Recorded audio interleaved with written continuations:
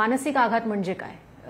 आघात आपल्याला माहिती आहे. आघात म्हणजे एखादी अशी घटना जी त्या व्यक्तीचं म्हणजे जर तो फिजिकल किंवा शारीरिक आघात असेल तरी जखम होते आणि मानसिक आघात जर असेल तर त्याच्यामुळे व्यक्तीला मानसिक जखम होते.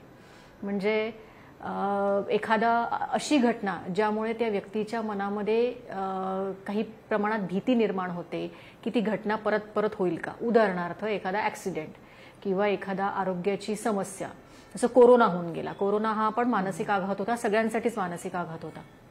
किंवा ब्रेकअप, डिव्होर्स किंवा जॉब लॉस हा पण एक प्रकारचा मानसिक आघात आहे. तर अशी कुठलीही घटना जी त्या व्यक्तीची साधारणपणे जगण्याच्या क्षमतेवर आघात करते किंवा ती साधारणपणे जगण्याची क्षमता बदलून जाते आणि ती व्यक्ती भीतीमध्ये जगायला लागते की ती घटना, अशा पद्धतीची घटना परत होईल का आपल्यासोबत. तर याला इंग्रजीमध्ये PTSD असं म्हणतात, पोस्ट ट्रॉमॅटिक स्ट्रेस डिसऑर्डर, ज्याला आपण मराठीत साधारण नाव घेऊया मानसिक आघात.